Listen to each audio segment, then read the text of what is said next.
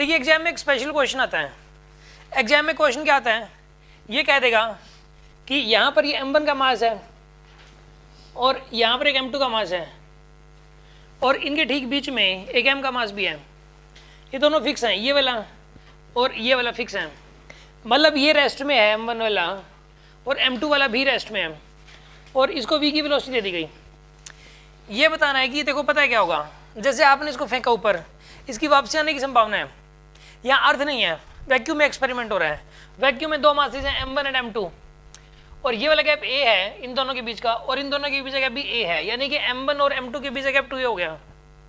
m1 और m2 के बीच का गैप क्या है, 2a। ये रेस्ट में इसको वेलोसिटी दी गई है, इसको मान लो बिल्कुल कम वेलोसिटी दी तो मान लो यहाँ तक ही पहुँचाई है, तो ये वाला देखो यहाँ पहुँचा मान लो, तो ये वाला मास तो इधर फोर्स लगाएगा, अट्रैक्टिव फोर्स, ग्रेविटेशनल फोर्स लगता है दो मासेस के बीच में अट्रैक्टिव, और ये वाला मास इसके ऊपर इधर लगाएगा तो ये वापसी आ जाएगा। समझ आ रही है बात आपको? और ये या फिर देखो इनका नेट फोर्स नीचे लगेगा, इन दोनों का रिजल्टेंट, यानी इसकी स्पीड कम होती चली जाएगी। इसके ऊपर फेंके जाने पर इसकी स्पीड कम होती जा रही है। इसकी स्पीड कम क्यों होगी? क्योंकि ये दोनों अट्रैक्टिव फोर्स लगा रहे हैं अपने खुद की तरफ, तो जिस वजह से इसकी स्पीड कम हो रही है और कम होगी जीरो हो जाएगी, फिर वापसी आएगा। ऐसा ही होगा इसमें, मतलब मान लो यहाँ भी पहुँच गया तो अभी देखो ये वाला मास इसके ऊपर इधर लगाएगा, ये वाला मास, और ये वाला मास लगाएगा किस तरफ, इस तरफ लगाएगा, तो इनका नेट किधर लगेगा, नीचे, तो ये वापसी आने की संभावना है। स्पीड कम होगी फिर नीचे आएगा ये। लेकिन हम इसको कम से कम, क्वेश्चन ये है कि कितनी कम से कम वेलोसिटी दें कि ये वापसी कभी ना आए, यानी कि इन्फिनिटी पे पहुंच जाए। अगर ये बहुत दूर चला गया जहाँ पे इन दोनों का ग्रेविटेशन फोर्स लग ही नहीं रहा, इतनी दूर चला गया अगर, तो फिर कहाँ से वापसी आएगा? समझ आ रही है बात आपको? तो इस केस में कम से कम कितनी स्पीड दें कि ये वापसी ना आए? जैसे कि मैं आपको एग्जांपल देता हूँ, अर्थ के सरफेस से जो एस्केप वेलोसिटी की वैल्यू होती है वो होती है 11.2 किलोमीटर पर सेकंड।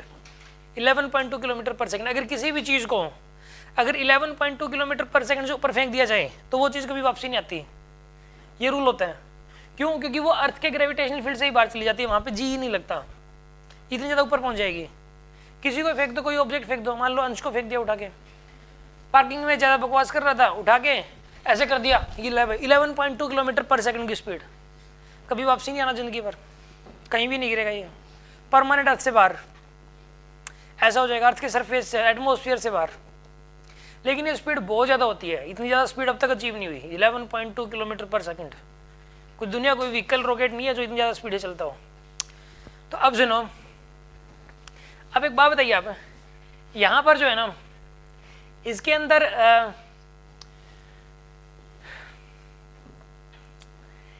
एक बात बताओ आप, इसमें ये कह रहा है कि कम से कम कितनी स्पीड देंगे वापसी ना आए। यहाँ पे अर्थ नहीं है, लेकिन यहाँ पे m1 m2 के सिर्फ दो मास हैं और कुछ भी नहीं है।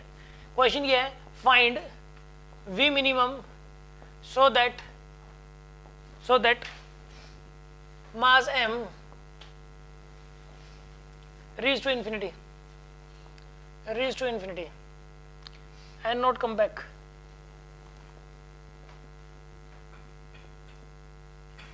ये क्वेश्चन है, ठीक है? कैसे करें इस क्वेश्चन को सॉल्व?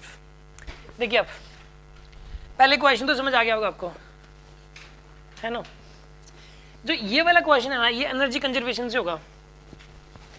इस क्वेश्चन को आप एनर्जी कंजर्वेशन से सॉल्व कर सकते हो। कैसे? देखो, यहाँ लिखोगे mechanical energy initial is equals to mechanical energy final, ठीक है? Mechanical energy initial is equals to mechanical energy final. आप एक काम करो, यहाँ लिखोगे फिर kinetic energy initial plus potential energy initial is equals to kinetic energy final plus potential energy final. यहाँ पर इसकी काइनेटिक एनर्जी वेलोसिटी भी मान लो आप, हाफ एम वी स्क्वायर होगी काइनेटिक एनर्जी, तो काइनेटिक एनर्जी होगी हाफ एम वी स्क्वायर। अब लिखना है इसकी पोटेंशियल एनर्जी इस जगह पे जो पोटेंशियल एनर्जी होगी ना, पहले तो इस जगह का पोटेंशियल लिखो, इसकी वजह से पोटेंशियल होगा माइनस का gm1/a और इसकी वजह से कितना हो जाएगा, माइनस का gm2/a। इसको मल्टीप्लाई करोगे m से, ठीक है ना?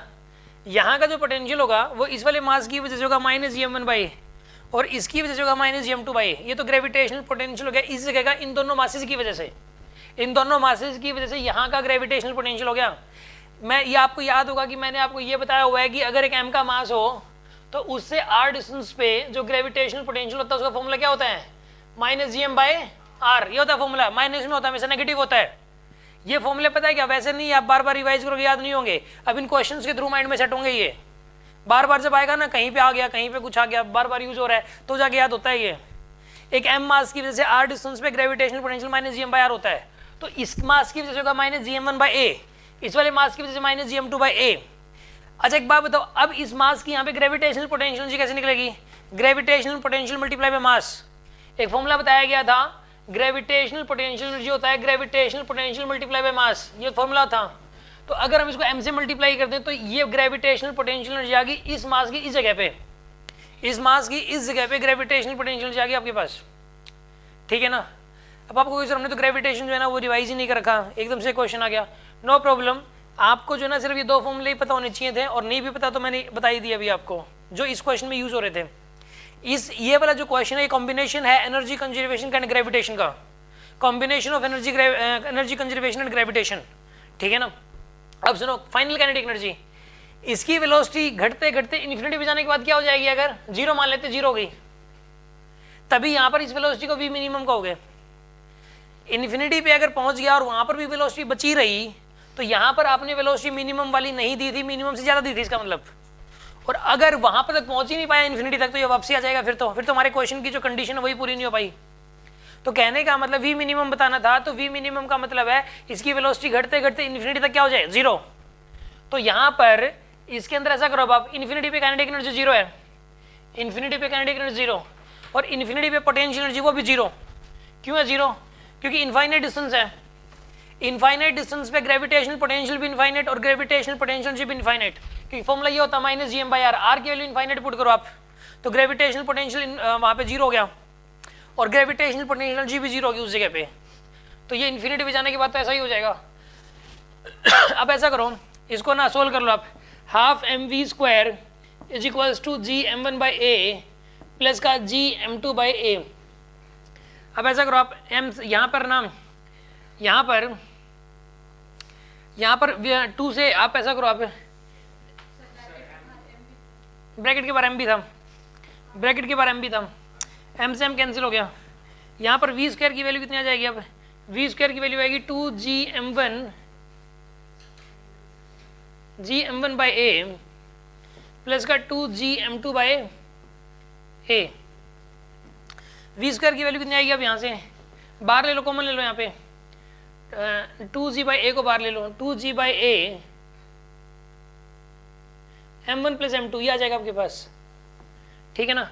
और v की वैल्यू कितनी आएगी, अब v की वैल्यू कितनी आ जाएगी यहाँ पे, √2g by A, √2gm1 plus m2 divide by A पूरे का अंडर रूट, ये आंसर आ गया। इतनी वेलोसिटी दोगे ना आप, अगर इतनी वेलोसिटी देते हो तो ये कभी वापसी नहीं आएगा। अब देखो एग्जाम के अंदर करना क्या है, मतलब ए तो क्या है, यहाँ से लेके सेंटर के बीच गैप है बस, ये तो m1 और m2 मासेज हैं, ठीक है। अभी देखो एग्जाम में मान लो क्वेश्चन आ गया, एग्जाम में क्वेश्चन ये आ गया कि एक 10 kg की बॉडी है और दूसरी भी 10 kg की बॉडी एक, ठीक है, इनके पीछे गैप है, यहाँ पे ये तो है 10 मीटर और ये भी 10 मीटर, ये सेंटर है, यहाँ से एक मास फेंक देनी, उस मास पे तो डिपेंडेंसी नहीं है। अब एग्जाम में क्वेश्चन आ गया कि इसी मास को मैंने डबल कर दिया इस m को, फिर क्या आएगी वेलोसिटी, वही रहेगी। उसने कह दिया कि m को फेंकने के लिए हमें v की वेलोसिटी देनी पड़ती है इनफाइनाइट तक पहुंचाने के लिए, तो 2m को कितनी वेलोसिटी देनी पड़ेगी ताकि इनफाइनाइट तक पहुंच जाए, उतनी देनी पड़ेगी, क्योंकि m के ऊपर तो डिपेंडेंस है ही नहीं। डिपेंडेंस किस पे है, m1 m2 पे, डिपेंडेंस m1 m2 पे है। अब इसमें कह दिया कोई भी मास ले लिया, उसको कितनी स्पीड दें कि इन्फिनिटी तक पहुंच जाए, ये फॉर्मूला लगा दो, क्या आएगा 2g m1 plus m2 20 upon ए क्या है, यहाँ से लेके यहाँ तक का गैप है, ये पूरा गैप नहीं है, ये सेंटर से लेके यहाँ तक का है, ये 10 पूरे का अंडर रूट कितना है यहाँ पर, ये 2√g आ जाएगा आंसर, 2√g आंसर आ जाएगा इसका। समझ आ रही है बात आपको, बहुत जल्दी हो गया ये चीज़, ठीक है ना। अगर आप ये फॉर्मूला भूल जाओ तो मतलब आपको ना ये मतलब ऐसे ही करना पड़ेगा, फिर ये एनर्जी कंजर्वेशन का ये करना पड़ेगा।